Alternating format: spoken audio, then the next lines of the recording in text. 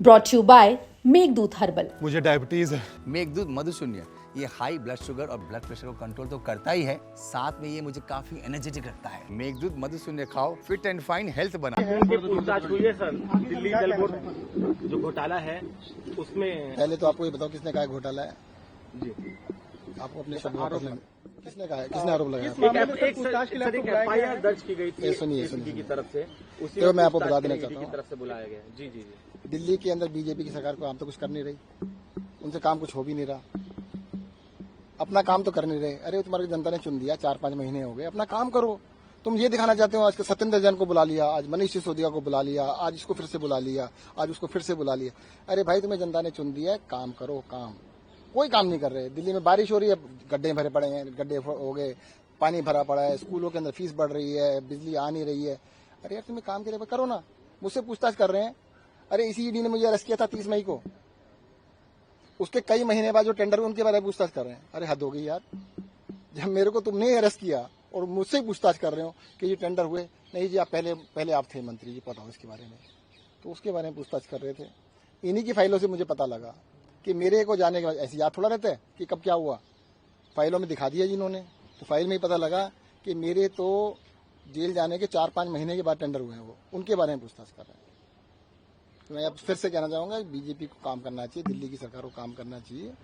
इस तरह से सिर्फ इस तरह की राजनीति में पड़े रहने से कुछ नहीं होने वाला। अगर इसी राजनीति में घुसे रहेंगे तो जनता ने जिसने चुना है वो देखेगी बाद में कि काम के लिए चुना है। सिर्फ इस तरह के आरोप लगाने के लिए, सत्येंद्र जैन को बुलाने के लिए, मनीष सिसोदिया को बुलाने के लिए नहीं चुना है। धन्यवाद। लेकिन सर, जिस तरीके से शीश महल को लेकर आरोप लगाया गया अरविंद केजरीवाल के ऊपर, आज एक शीश महल का उद्घाटन भी किया शालीमार बाग में, जो शीश महल पुराना, वहाँ पर सीएम ने कहा कि एक शीश महल वो है, एक शीश महल ये है, जहाँ पर करोड़ों रुपए एक मुख्यमंत्री ने खर्च किए थे। देखो अब आपको मैं बताऊं, जो मैं जवाब दूंगा आप दिखाओगे नहीं, तो दीजिए ना जवाब। दिखाओगे नहीं ना, इसलिए बता रहा हूँ। तो आप दीजिए ना। चलो सुन लीजिए, किसने कह दिया शीश महल है? आपने देखा है? क्यों नहीं पब्लिक के लिए खोल देते? देखा हो जाके। और साथ में ऐसा करना कि भाई साहब किसी एक मंत्री का खोल देना। मैं प्रधानमंत्री की बात नहीं कर रहा, वो तो खैर चलो प्रधानमंत्री है देश के, किसी भी कैबिनेट मिनिस्टर का खोल दो देश में। अरे जो बिल्डिंग बनी 90 साल के बाद तोड़ के दोबारा बनाया, अरे 90 साल के तोड़ के दोबारा बनाया तो उसमें क्या दिक्कत है? अब अरविंद केजरीवाल रह रहे हैं क्या वहाँ पे? पर्सनल प्रॉपर्टी है क्या? अब तो कहने को मैं कह दूं ईडी ने शीश महल बना लिया अपना इतना बड़ा, इनकी अपनी प्रॉपर्टी है क्या? जनता की प्रॉपर्टी है, सरकार की प्रॉपर्टी है, जिसको रहना वहां रहेगा। पर सरकार की प्रॉपर्टी बनी थी ना, किसी पर्सनल प्रॉपर्टी नहीं थी। और इस तरह का ये कहना कि भाई इसकी पर्सनल प्रॉपर्टी बन गई, पर्सनल प्रॉपर्टी तो छोड़ दी थी उन्होंने, तो पहले ही छोड़ दी थी, इलेक्शन से कितने महीने पहले छोड़ दी थी, उनको क्या जरूरत थी?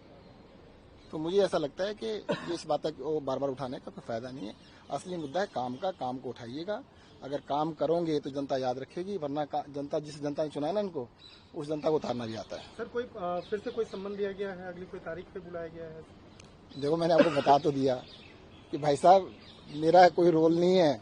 मुझे इसी ईडी ने अरेस्ट किया था 30 मई 2022 को।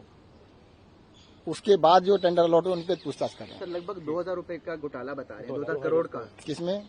इस मामले में जिससे ज्यादा पूछताछ हुई है जल बोर्ड के एसटीपी प्लांट को लेकर। मुझसे तो नहीं पूछा किसी ने 2000 करोड़ का, एक भी अमाउंट के पैसे के बारे में नहीं पूछा।